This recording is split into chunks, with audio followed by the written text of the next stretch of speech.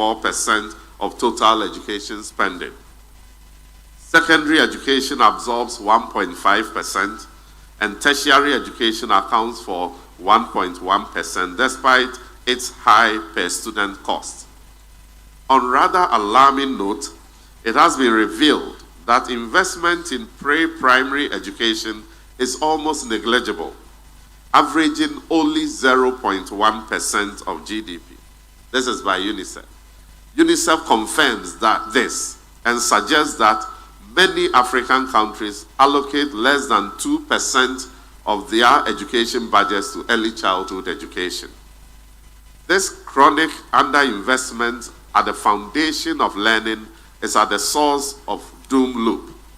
It weakens cognitive development, limits future academic achievements, and perpetuates cycles of inequity that erode human capital formation and long-term economic growth. This is the point in time where Africa needs more investment in education. Yet, it is the same time where Africa is contending with the withdrawal of support from long-standing and traditional development partners in the sector. Alongside the recent instant termination of external development funding, which threatened the continuity of initiatives in African countries, there has been a gradual reduction of development assistance from traditional partners. In fact, the share of development aid coming to Africa reached its lowest point in 2023 since the year 2000. At the same time, even borrowing from capital markets is now more expensive than it was in 2010. There is a strong squeeze on resources as the needs on the continent are expanding. Ladies and gentlemen, this financial crisis cannot make us surrender. It must awaken each one of us on this continent to tough reality of geopolitical cooperations. It underscores the need for bold and strategic leadership to reimagine education financing. It requires placing our money where our future is, and that is education. As African policymakers, we must strengthen domestic resource mobilization, broaden the tax base through digitization, and prioritize education as an economic investment to reap Africa's continent's demographic dividend. The time has come for Africa to take ownership of its educational destiny, transforming adversity into opportunity and building resilient financing systems that will secure learning for generations to come. Distinguished guests, here in Ghana and under the leadership of His Excellency President Mahama, we have fundamentally shifted our paradigm, treating education not as a social expense, but as the paramount strategic investment in our nation's future. This conviction is reflected in the unprecedented priority given to the sector, which this year received the largest nominal allocation in our history. To secure the future of our children, we have prioritized foundational learning and placed SHS and TVET programs on an unshakable financial foundation. Our strategy is both comprehensive and targeted. We have increased the budget for school feeding program by 33% and raised the capitation grant by a record 73% to dismantle financial barriers at the basic education level. We are supplying free menstrual pads to young girls to bridge the gender gap in education and address period poverty. We are aggressively tackling education infrastructure deficits by resourcing core institutions to provide infrastructure to close critical gaps at all levels of education. This year, we allocated 564.6 million Ghana cedis for comprehensive provision of curricular-based textbooks covering 4 sets of KG books, kindergarten books, 4 sets of primary textbooks for 800 learners, and 9 sets of JHS textbooks for 540,000 learners. And in 2026 budget, we are allocating even more for these curricular-based textbooks. Furthermore, we are strategically pivoting towards skills and tertiary education expanding our TVET voucher programs, and eliminating academic fees for all first-year tertiary students. This comprehensive domestically financed blueprint is our sovereign response to a shifting global financial landscape, a decisive move to build a resilient, skilled, and competitive citizenry funded by ourselves for our own future. In this era of rapid digital transformation, our commitment is to leverage technology as a powerful tool for fiscal discipline and educational impact. Furthermore, we are actively fostering a new ecosystem of collaboration, moving from aid to strategic investment.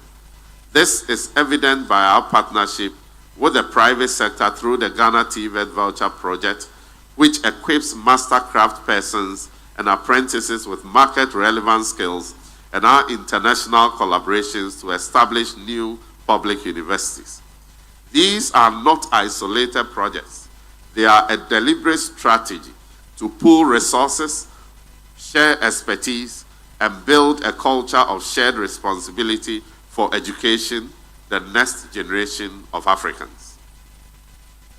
Nevertheless, sustainable education financing cannot be achieved by any nation in isolation. This movement demands a collective continental response, one that reflects our shared determination to transform Africa's future through education. I therefore call upon my fellow African policymakers and our partners to embrace a new covenant of shared responsibility. We, as African leaders, must lead this charge by prioritizing education in our national budgets, not as a residual cost, but as a foundational investment in our demographic dividend. We must strengthen domestic resource mobilization by broadening our tax bases through digitalization and by combating illicit financial flows, ensuring that more of Africa's wealth is retained and invested in Africa's future. At the same time, we must explore diversified funding sources beyond traditional government budgets, engaging the private sector, encouraging strategic partnerships, and leveraging technology can unlock new avenues for investment in our educational system. Public and private collaborations can foster sustainable funding streams that are responsive to the evolving needs of our communities. We must also prioritize the efficient use of resources. Ensuring transparency, fighting corruption, and adopting innovative financial management practices will maximize the impact of every cedi, naira, or whatever the currency is spent on education. We owe it to our citizens, our taxpayers, and our future generations to be prudent and accountable towards our vital resource utilization. Equally important is the need for targeted investments that promote equity and inclusion. Marginalized groups, girls, and children in remote and underserved areas must not be left out. Innovative financing mechanisms, such as resource-based financing and education bonds, can help extend educational opportunities to those who need them most. Furthermore, the rise of digital technology presents a unique opportunity to strengthen education financing. Integrating digital payments and data-driven approaches has the potential to enhance transparency, strengthen accountability, and widen access to educational funding. Through digital innovation, we can ensure that every contribution, no matter how small, reaches its intended purpose efficiently and effectively. In conclusion, ladies and gentlemen, I extend a sincere call for transformation to our development and private sector partners. Let us move from donor-led intervention to strategic co-investment. Let us align capital, expertise, and innovation with our homegrown priorities, from STEM education and digital infrastructure to technical and vocational training, so that our investments directly empower the next generation of African thinkers, innovators, and leaders. In reimagining education financing in Africa, we are doing more than fulfilling a right. We are building the economic engine for the continent we desire. Let this triennial be remembered as the turning point when we moved from words to action, when we chose to invest in ourselves, believe in our own potential, and secure a prosperous and inclusive future for every African child. This is the cry of the African child, to have the opportunity to manifest its prosperous destiny. May long live Africa, may long live Ghana, may long live ADEA. Thank you.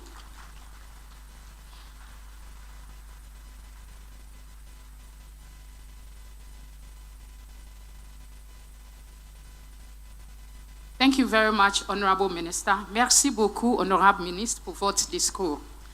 Ladies and gentlemen, please, this is to also inform you that this program is live on GTV, Channel 1, Joy News, and Channel MOE, that is Channel Ministry of Education. Mesdames et messieurs, je tiens à vous informer que ce programme est en direct sur les chaînes suivantes: GTV, Channel 1, Joy News, and Channel Ministry of Education. It is now time for the plenary session, as it's been announced early on. So for that matter, I would like to call on the moderator, and the person who is supposed to lead this discussion is no other person but the founder and CEO of Africa Leadership and Dialogue Institute, Dr. Julie Gichuru. Ladies and gentlemen, let's welcome Dr. Julie.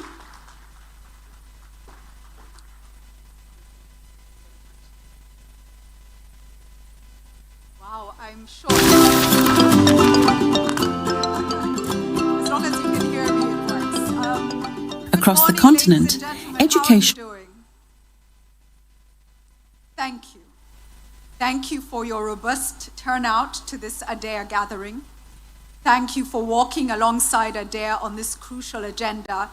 Thank you for being part of Africa's education story. Please give yourselves a round of applause. To set the context just before we start the panel discussion, allow me to introduce a video. Many African institutions are already on this important journey, and a lot is being done. This video highlights the partnerships of the MasterCard Foundation with many of these organizations. I can see so many of you in this room. Let's hear from those who are in the battlefield for education in Africa. Let's play the video to start. Thank you.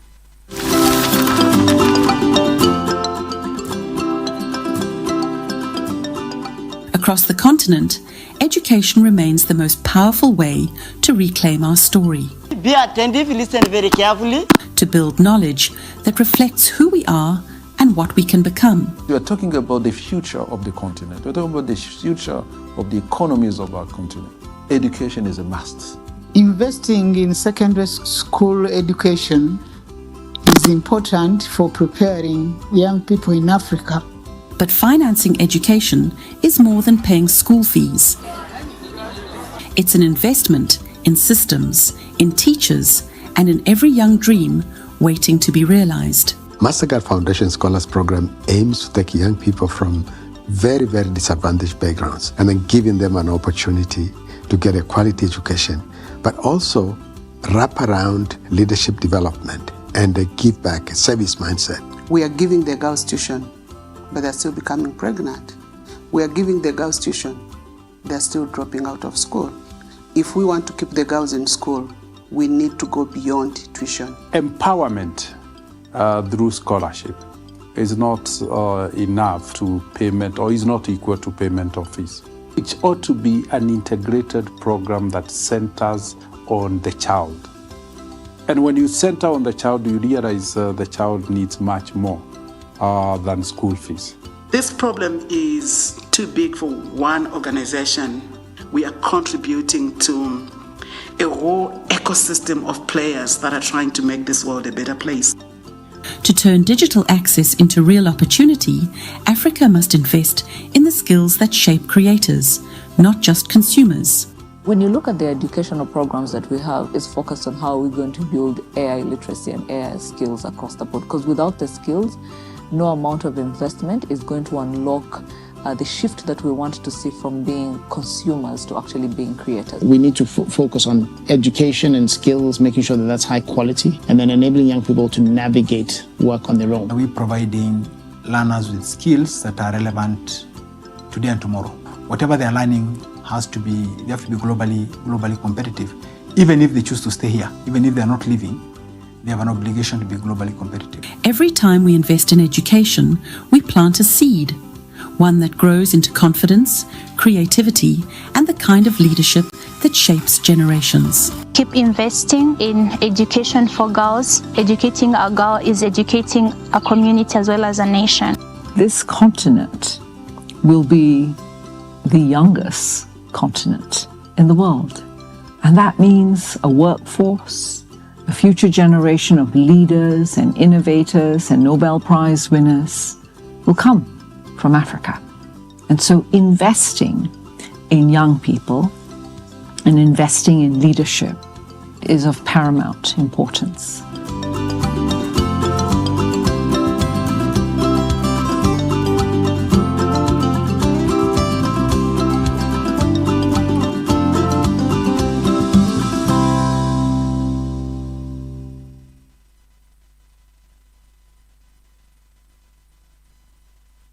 Already in it. We are, but we heard from the Minister, progress in closing education gaps has been disappointing and slow. The Minister says we are in a race against time.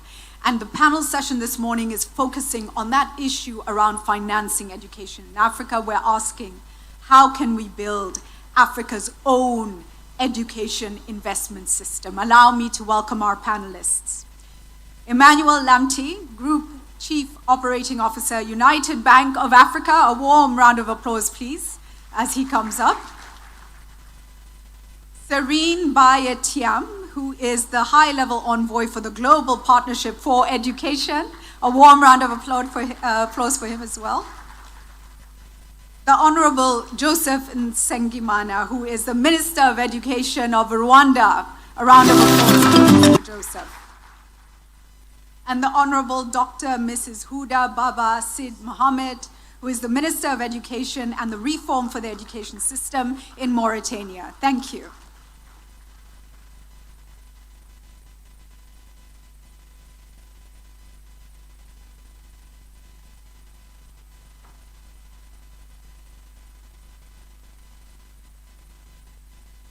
Thank you all for making the time to be with us. This is a challenging but exciting conversation. And Joseph, I want to begin with you. I know that we know that Rwanda has already made incredible gains. But if you would talk us through, with the limited resources we know that many of our governments are having to utilize, talk us through the innovative models that you are working on and how you are working on models with private sector, with development actors. What are you learning and what can we take from the things that you are doing at the moment? Thank you, Joseph. Thank you very much. Thank you very much, and good morning, everybody. It's a pleasure to be here with you and to be speaking to this very important subject of education. I think the Honorable Minister, when he was making his remarks, did point out to the fact that in a number of ways we look at education as a social act, but it's both a social and an economic, and it's paramount if we are to succeed on the continent that we do actually invest in education. I think, Julie, when I reflect on the investment that we make in education, we have to start with looking at how much of that investment is our proper investment. Because it is imperative that domestic investment take the lion's share of the investment in education, because that does two things. One, It does highlight the importance of this sector.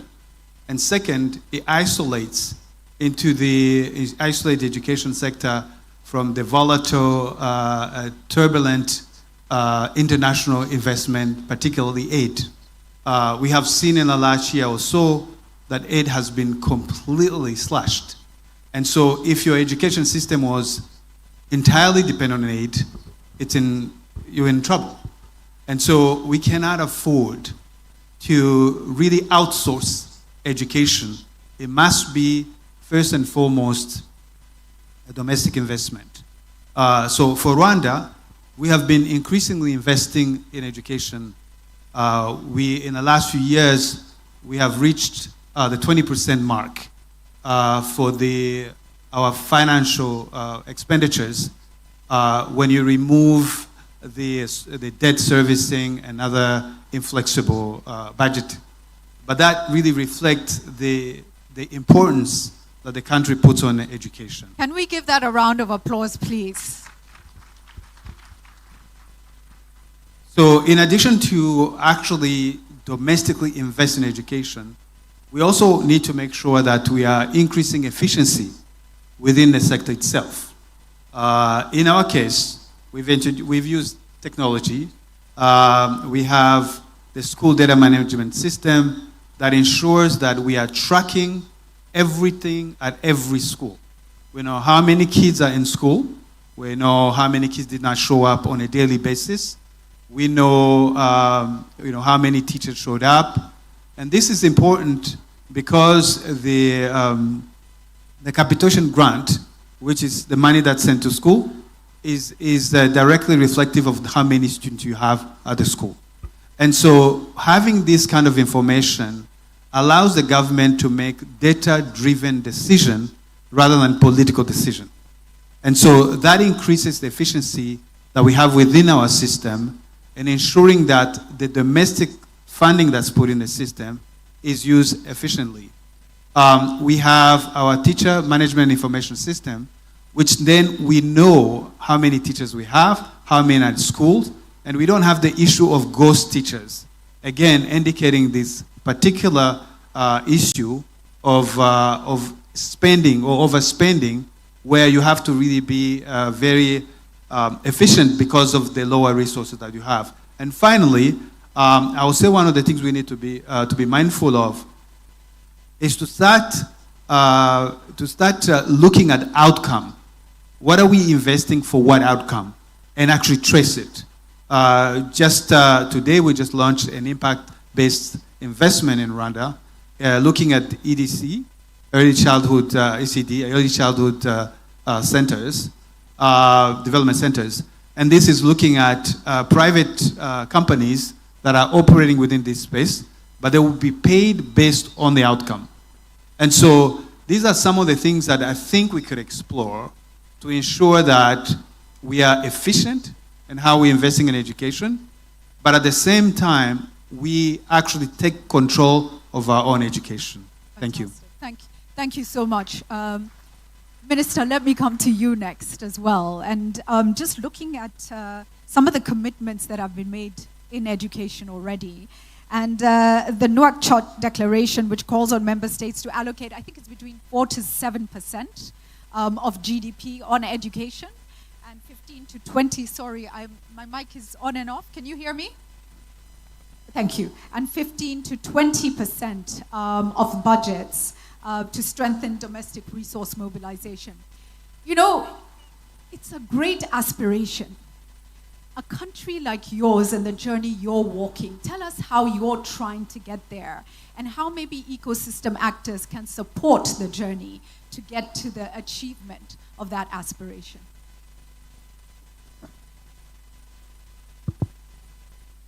Bonjour.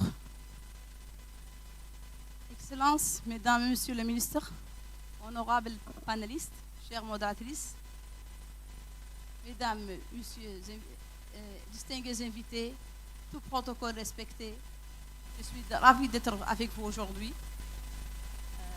Votre engagement s'inscrit dans l'agenda de l'Union africaine 2063 et dans la déclaration de Nouakchott. et je suis honorée de partager avec vous la vision de la Mauritanie pour un modèle de financement durable de l'éducation au service d'une école équitable et performante.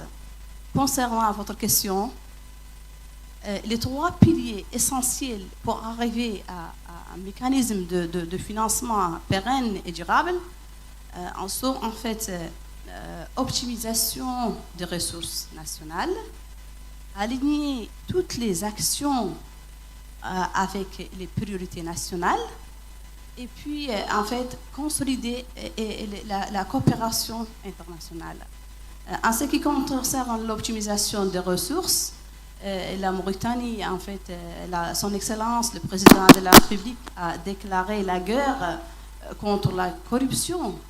Et désormais, les rapports de la Cour des comptes et les rapports de l'inspection générale de l'État sont publiés annuellement, chaque année. Et également, en fait, nous sommes en train de travailler en fait, pour mutualiser les ressources de différents partenaires. Je pense que ce sont les piliers essentiels avec lesquels les pays africains peuvent en fait, trouver et privilégier des mécanismes de financement pérennes et d'assurer aussi des ressources stables de financement. Merci beaucoup.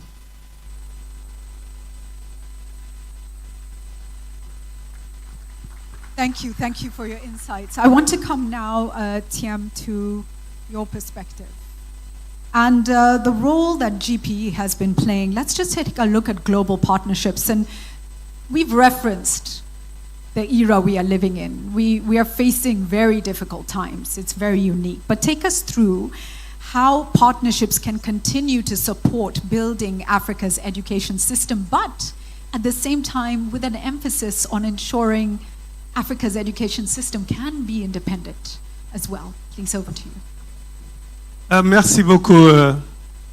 Je voudrais d'abord remercier ADEA d'avoir associé le Partenariat mondial pour l'éducation à cette triennale qui se tient ici au Ghana, et remercier les autorités ghanéennes aussi pour les dispositions prises en rapport avec ADEA pour l'organisation.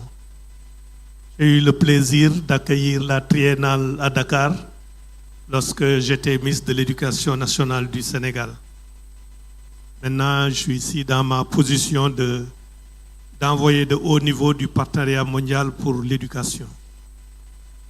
Je pense que dans les discours qui ont été tenus tout à l'heure, notamment par le ministre de l'Éducation du Ghana et par le ministre des Finances, il est ressorti quelque chose d'extrêmement important et qui a été rappelé aussi par le ministre de l'Éducation du Rwanda. Avant de compter sur un partenariat, il faudrait d'abord avoir un leadership solide au niveau du pays. On ne parle pas d'aide au développement pour l'éducation. On ne parle pas d'assistance au développement pour l'éducation. On parle de partenariat pour l'éducation. Pour être des partenaires, celui qui sollicite le partenariat doit être assez solide, avoir un leadership, avoir une politique éducative sur laquelle les autres partenaires s'alignent. Et c'est ça justement la différence distinctive du Partenariat mondial pour l'éducation. Le Partenariat mondial pour l'éducation s'aligne sur les plans nationaux qui sont définis par les pays. Et dans les définitions de ces plans nationaux, il ne s'agit pas seulement de plans qui est défini par le gouvernement. Il s'agit de plans sur lesquels travaillent tous les acteurs et partenaires de l'éducation.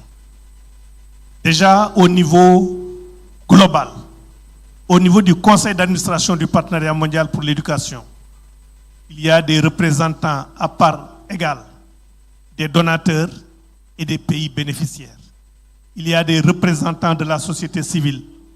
Il y a des représentants des organisations multilatérales comme l'UNESCO, l'UNICEF, la Banque mondiale.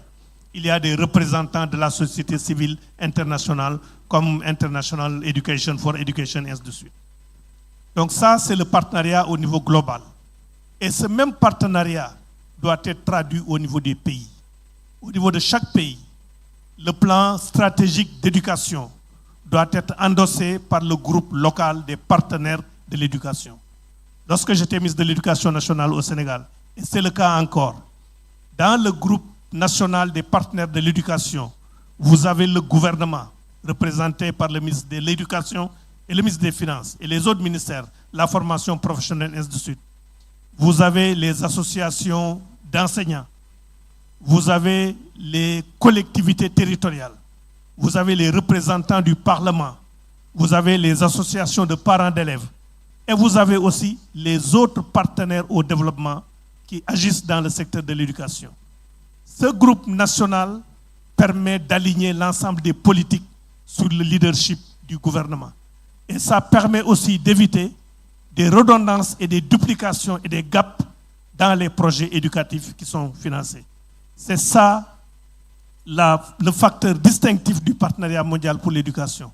Donc on ne parle pas de partenariat mondial pour le financement de l'éducation, on parle de partenariat mondial pour l'éducation.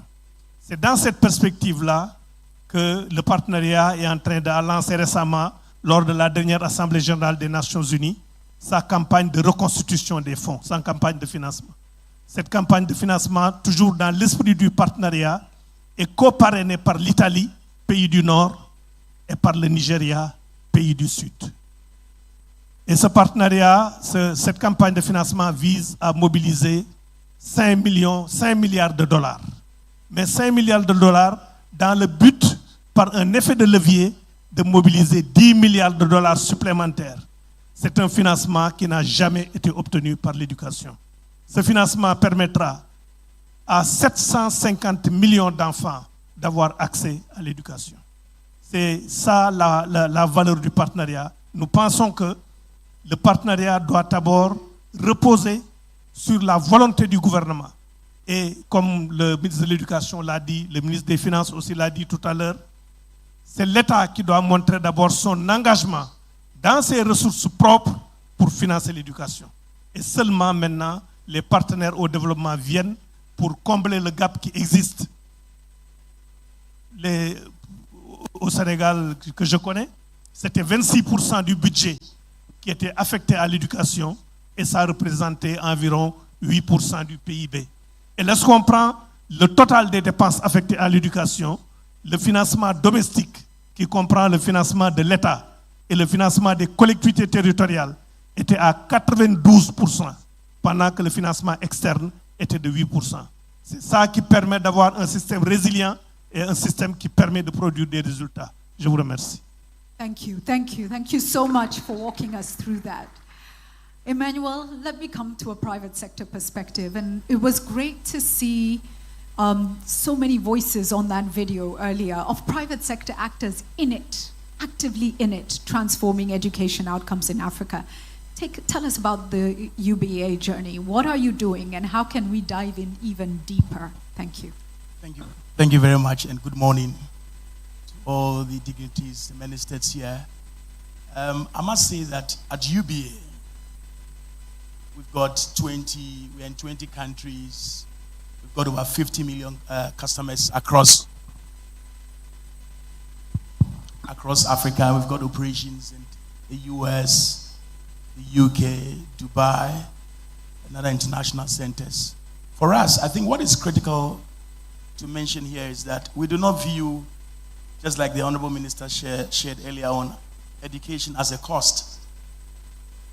We're talking about, or we're looking at sustainable value creation to our shareholders and all the partners that we work with as a bank. So it's never a cost. If we really, as a bank or as financial service firms, want to deliver returns above cost of equity and generate that long-term value creation, education is a must. It is a strategic investment, and that has been mentioned several times here. It is very, very critical for long-term value creation for our stakeholders. That enables us to innovate. We've got quality employees. They can innovate. Creativity, expertise, very, very critical. Let me come back specifically to what UBA we are doing. Talk about lending. Lending is very, very critical. Whether lending to schools, to universities, for infrastructure, or for various working capital needs, we've done that. And we are doing that. We realize that the gap is very huge. We will not be able to do that alone. But we recognize that there is a need for a leadership role by a significant financial service player. And that is where we come in as UBA, and we always encourage all partners within the financial services to come along. Indeed, it calls for a much more active role. As we're speaking now, you find that a lot of initiatives going on in Africa. But I think the next level requires a much more active role by all financial institutions. That is why we continue to work with other partners, international organizations, the PARCOs. We've done transactions with other global organizations towards financing education. It's so critical. When it comes to SME lending to schools, and all of that, we do lending to that. So basically it's about connecting all the dots, an integrated approach that makes sure that our investments aligns with measurable outcomes. So lending is one of the critical areas we've been doing, both at the institutional level and then also at the individual level. Now the world of digitization is changing. So digital loans is one area that we are strongly in there, partnering with telcos and other players in there to make sure that productivity is not lost. We want the market woman in Accra or somewhere in Nigeria should be able to access financing facilities immediately, that convenience, so that he or she may be able to do his business and not think about stopping work and then going to look for funding or walking into a branch. So apart from lending to both corporates, institutions, SME schools, and all of that, within the educational value chain, the digital journey is very, very critical for us. So we've partnered with all telcos and other players within that space to make sure that we bring lending accessible and in a much more convenient way to all of our clients. But we didn't just stop there. We've got the Tony Elumelu Foundation, focused on 3 key pillars. Education is one of them, environment, and empowering SMEs. So we've got the Read Africa initiative that we've been running for a number of years now, encouraging learners across all African countries to read, not just focus on TikToks and all of that. But coming back to what the potential that exists, which we are keen on and playing that leadership role in harnessing the potential of domestic resources to support education. Let's talk about pension funds and then call it insurance. The amount of capital that is locked in there. You know, we believe strongly that it's about time. It's really about time to engage collaboratively with regulatory institutions, whether the government, central banks, the tax authorities, to make sure that we can be able to pool some resources collectively, rather than more into sovereign debt and all of that. So the point, we play more of a leadership role, and what we are doing there is now taking to the next level, where we would actively play a much more role in engaging with all the stakeholders and all of that. And I'll use this opportunity to emphasize the need for all other Pan-African institutions to come together in leading this, championing this approach towards more an active role in supporting the educational sector. It will be a win-win for all stakeholders, not only just for Africa, but for the world at large. Thank you. Thank you. It is so, can we give that a round of applause? It is so wonderful to see how the private sector is in it, right? And we know this is happening across many African countries, but hearing that rallying call from you, I think encourages others to dive in deeper as well. And we need to be all together on this journey. Because of time, I'm coming to the final question for each of the panelists, and I'm going to pose one question to each of you. And Minister, I'll start with you on the end. What is a message that you have for a critical actor in this room, or a partner you want to communicate with or work with? A message around how you can work together to open up change at scale, to drive transformation at scale. Who do you want to speak to, and what do you want to appeal or to say to them, please? Beaucoup. Comme vous le savez, nos pays africains font face à un déficit annuel estimé à 77 milliards de dollars. D'où vient la nécessité d'innover dans les mécanismes de financement, de trouver des nouvelles ressources financières. Nous devons travailler ensemble, exploiter en fait le potentiel fiscal pour appuyer l'éducation, consolider le partenariat public-privé et collaborer d'une façon mieux dans les différents partenaires. Et Et je vous remercie. Thank you so much. Joseph, please, Minister. Thank you. Same question? Okay. I'll echo what the Honorable Minister just mentioned. I really honestly believe that we have all the expertise we need and experience on the continent. So if we all work together, we can actually solve this problem. I don't think that we do that collaboration as often as we should do. We don't learn from each other, but we sometimes go and learn from areas that are so different from us that you can't apply what you learn from them. While we have what has been working in different countries in Africa. So we need to increase that collaboration. And when we talk about solutions, we need to think about solution for the continent, not solution for one country. I think that's really, really imperative. And lastly, we all want to collaborate with everybody. So the GP has been a very good partner for us in Rwanda. And we would like to see actually the replenishment conference be successful this coming year. And hopefully, because I think we can do a lot of more change on that. However, we also have to make clear that we will do this with or without other people. It's not an option for us. We will do it. You can applaud that, yes. So we will do it, but of course we want to partner, but without the partnership, we're still going to do it. And so I invite all of us as Africans to really collaborate together and to take our destiny in our own hands. Thank you. Thank you, Joseph, and Minister Joseph. And we must do it. We have no choice but to do it. Please, TM. Yes, we must do it. You have no choice. It's the responsibility of government to do it. D'autant que le droit à l'éducation dans presque tous les pays, c'est un droit qui est inscrit dans la Constitution et la Constitution des pays dit ce droit doit être garanti par le gouvernement, par l'État. Donc c'est la responsabilité première de l'État. Deuxièmement, on le fait à travers l'Union africaine, on le fait à travers les organisations sous-régionales comme la CEDEAO. Nous devons aussi promouvoir la coopération inter- et intra-africaine. C'est très important que nous puissions coopérer à ce niveau-là dans le domaine de l'éducation. Et troisièmement, le financement qu'on reçoit des pays donateurs n'est pas de la charité. Il faut bien le comprendre. C'est un financement pour une prospérité partagée.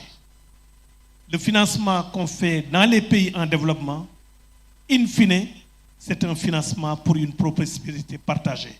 Parce que ce financement a un impact sur la croissance des pays qui reçoivent ça à long terme. Et c'est un financement aussi qui permet à des enfants d'aller à l'école.